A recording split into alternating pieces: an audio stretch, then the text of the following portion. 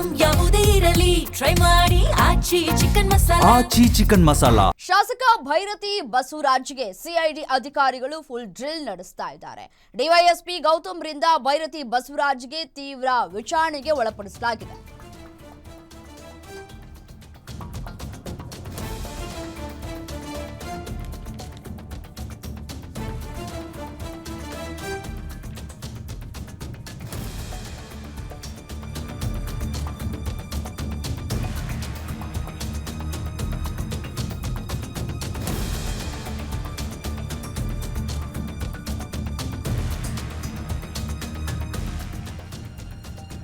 ಕಳೆದ 4 ಗಂಟೆಯಿಂದಲೂ ಕೂಡ ಸಿಐಡಿ ಅಧಿಕಾರಿಗಳು ವಿಚಾರಣೆಯನ್ನ ನಡೆಸ್ತಾ ಇದ್ದಾರೆ.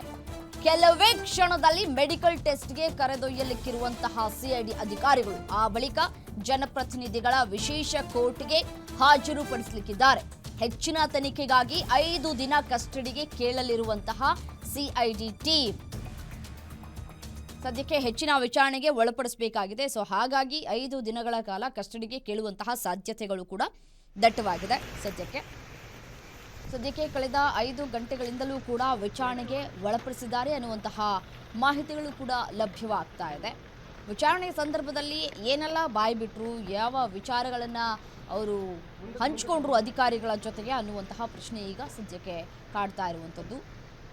ನೋಡಿ, ಕಳೆದ ಏಪ್ರಿಲಿಂದಲೂ ಕೂಡ ಯಾವ ರೀತಿಯಾಗಿ ಕದ್ದು ಮುಚ್ಚಿ ಓಡಾಟವನ್ನು ನಡೆಸ್ತಾ ಇದ್ರು ಭೈರತಿಯವರು ಅನ್ನೋದು ಗೊತ್ತಿರುವಂತಹ ವಿಚಾರ. ನಿನ್ನೆ ಏರ್ಪೋರ್ಟ್ನಲ್ಲಿ ಲಾಕ್ ಆದ ನಂತರ ಅವರನ್ನು ಕೋರ್ಟ್ಗೆ ಹಾಜರುಪಡಿಸಲಿಕ್ಕೆ ಈಗ ಸಿದ್ಧತೆಗಳನ್ನು ನಡೆಸಿಕೊಳ್ಳಲಾಗ್ತಾ ಇದೆ. ಭೈರತಿ ಅವರು ಅರೆಸ್ಟ್ ಆಗಿರುವಂತಹ ದೃಶ್ಯವನ್ನು ಗಮನಿಸ್ತಾ ಇದ್ದೀರಿ.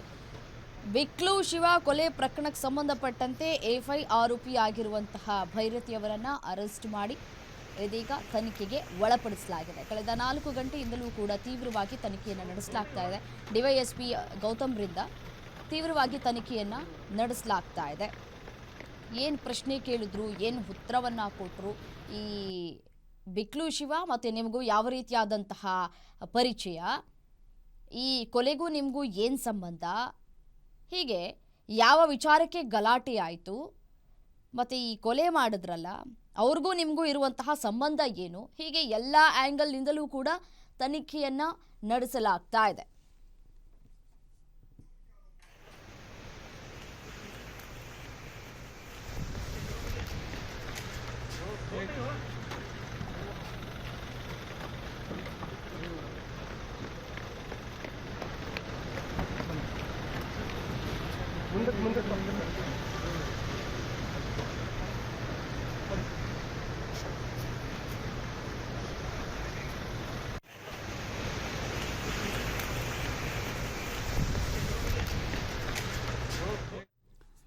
ಇನ್ನು ಇದೇ ವಿಚಾರಕ್ಕೆ ಸಂಬಂಧಪಟ್ಟಂತೆ ಮತ್ತಷ್ಟು ಡೀಟೇಲ್ಸ್ ಕೊಡ್ತಾ ಹೋಗ್ತಾರೆ senior crime reporter Ajay Kumar ದೂರವಾಣಿ ಸಂಪರ್ಕದಲ್ಲಿದ್ದಾರೆ. ಅಜಯ್, ಕಳೆದ 4 ಗಂಟೆಯಿಂದಲೂ ಕೂಡ ಭೈರತಿ ಬಸವರಾಜ್ ಅವರನ್ನ ವಿಚಾರಣೆಗೆ ಒಳಪಡಿಸಲಾಗಿದೆ.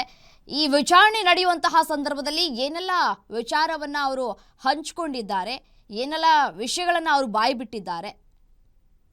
ಖಂಡಿತವಾಗ್ಲೂ ರಮ್ಯಾ, ಈಗಾಗಲೇ ಏನು ಭೈರತಿ ಬಸವರಾಜ್ ಅವರನ್ನ ಈಗಾಗಲೇ ಅರೆಸ್ಟ್ ಮಾಡಿ ಒಂದು 14ರಿಂದ 15 ಗಂಟೆಗಳು ಕೂಡ ಆಗಿರುವಂತದ್ದು. ಅಂದಾಗಲೇ ಅವರ ಕಡೆಯಿಂದನೂ ಕೂಡ ಕೆಲವೊಂದು ಪ್ರಾಥಮಿಕವಾದಂತಹ ಮಾಹಿತಿಗಳನ್ನು ಕೂಡ ಈಗಾಗಲೇ ಪಡ್ಕೊಂತಿದ್ದಾರೆ. ಯಾಕಂದ್ರೆ ಈ ಒಂದು ಕೇಸ್ಗೆ ಸಂಬಂಧಪಟ್ಟಂತೆ ಈಗಾಗಲೇ ಜಗ್ಗ ಆಗಿರ್ಬೋದು, ಮತ್ತೆ ಮಲಯಾಳಿ ಅಜಿತ್ ಆಗಿರ್ಬೋದು, ಮತ್ತೆ ಇನ್ನುಳಿದಂತ ಆರೋಪಿಗಳೇನಿದ್ದಾರೆ ಅವರೆಲ್ಲರೂ ಕೂಡ ಇವರ ಕಾಂಟ್ಯಾಕ್ಟ್ ಅಲ್ಲಿ ಇದ್ದಿದ್ದು ಕೂಡ ಈಗ ಸಾಬೀತಾಗಿತ್ತು.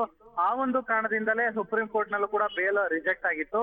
ಸೊ ಹೀಗಾಗಿ ಯಾವ ಕಾರಣದಿಂದಾಗಿ ಕಾಂಟ್ಯಾಕ್ಟ್ ಇದ್ರು, ಇವರು ನಿಜಕ್ಕೂ ಕೂಡ ಈ ಒಂದು ಮರ್ಡರ್ ಕೇಸ್ ಅಲ್ಲಿ ಭಾಗಿಯಾಗಿದ್ರ, ಹೀಗೆ ಸಾಕಷ್ಟು ವಿಚಾರಗಳು ಕೂಡ ಪೊಲೀಸರು ತಲೆಯಲ್ಲಿರುವಂತದ್ದು. ಸೊ ಹೀಗಾಗಿ ಇಷ್ಟು ದಿನಗಳ ಕಾಲ ಈ ಒಂದು ಕೇಸ್ ನಲ್ಲಿ ಸಿಕ್ಕಂತಹ ಎವಿಡೆನ್ಸ್ ಗಳೇನಿದೆ ಅದೆಲ್ಲವನ್ನು ಕೂಡ ಮುಂದಿಟ್ಟು ಈಗಾಗಲೇ ಪ್ರಶ್ನೆಯನ್ನು ಕೂಡ ಕೇಳ್ತಾ ಇದ್ದಾರೆ. ಟೆಕ್ನಿಕಲ್ ಎವಿಡೆನ್ಸ್ ಆಗಿರ್ಬೋದು, ಸಾಕ್ಷಿಗಳಾಗಿರ್ಬೋದು, ಮತ್ತೆ ಸಿಸಿಟಿವಿ ಫುಟೇಜಸ್ ಆಗಿರ್ಬೋದು, ಕೆಲವೊಂದು ಮೊಬೈಲ್ ವಿಡಿಯೋಸ್ ಆಗಿರ್ಬೋದು, ಹೀಗೆ ಸಾಕಷ್ಟು ವಿಚಾರಗಳನ್ನು ಕೂಡ ಇಟ್ಕೊಂಡು ಈಗಾಗಲೇ ಪ್ರಶ್ನೆಗಳನ್ನು ಕೂಡ ಕೇಳ್ತಿದ್ದಾರೆ. ಇನ್ನು ಭೈರತಿ ಬಸವರಾಜ್ ಅವರು ಇನ್ನು ಬೇರೆಯವ್ರ ಜೊತೆನೂ ಕೂಡ ಕಾಂಟ್ಯಾಕ್ಟ್ ಇದ್ರು ಆರೋಪಿಗಳಲ್ಲೂ ಕೂಡ ಅಂತ ಏನೋ ಆರೋಪ ಇರುವಂತದ್ದು. ಸೊ ಹೀಗಾಗಿ ಅವರ ವಾಯ್ಸ್ ಸ್ಯಾಂಪಲ್ ಅನ್ನು ಕೂಡ ಪಡೆಯುವಂತ ಸಾಧ್ಯತೆಗಳು ಕೂಡ ಹೆಚ್ಚಿದೆ. ಯಾಕಂದ್ರೆ ವಾಯ್ಸ್ ಸ್ಯಾಂಪಲ್ ಅಲ್ಲಿ ನಿಜಕ್ಕೂ ಕೂಡ ಮೊಬೈಲ್ ನಲ್ಲಿ ಅವರೇ ಮಾತನಾಡಿರೋದಾ, ಅವರೇ ಏನಾದ್ರು ಸುಪಾರಿ ಕೊಟ್ಟಿದ್ರ, ಹೀಗೆ ಸಾಕಷ್ಟು ವಿಚಾರಗಳು ಕೂಡ ಪೊಲೀಸರ ತಲೆಯಲ್ಲಿ ಕೂಡ ಇರುವಂತದ್ದು. ಸೊ ಹಾಗಾಗಿ ಆ ಒಂದು ವಿಚಾರವನ್ನ ಇಟ್ಕೊಂಡು ಪೊಲೀಸರು ಈಗಾಗಲೇ ತನಿಖೆ ಮಾಡ್ತಾ ಇರುವಂತದ್ದು, ಈಗಾಗಲೇ ವಿಚಾರಣೆ ಕೂಡ ಆಗ್ತಾ ಇದೆ. ಇನ್ನು ಇನ್ನು ಕೆಲವೇ ಕ್ಷಣಗಳಲ್ಲೂ ಕೂಡ ಅವರನ್ನ ಏನು ಮೆಡಿಕಲ್ ಟೆಸ್ಟ್ಗೂ ಕೂಡ ಕರ್ಕೊಂಡು ಹೋಗ್ತಾರೆ. ಆ ನಂತರ ಏನು ಸೀದಾ ಏನು ACJM ಕೋರ್ಟ್ ಏನಿದೆ ಅಲ್ಲೂ ಕೂಡ ಕರ್ಕೊಂಡೋಗಿ ಅಲ್ಲಿ ಆ ನಂತರ ಮತ್ತೆ ಕಸ್ಟಡಿಗೆ ತಗೊಳ್ಳುವಂತ ಎಲ್ಲ ಸಾಧ್ಯತೆಗಳು ಕೂಡ ಹೆಚ್ಚಿದೆ ಅಂತಾನೆ ಹೇಳ್ಬೋದು ರಮ್ಯಾ. Okay, thank you ಡೀಟೇಲ್ಸ್ಗೆ.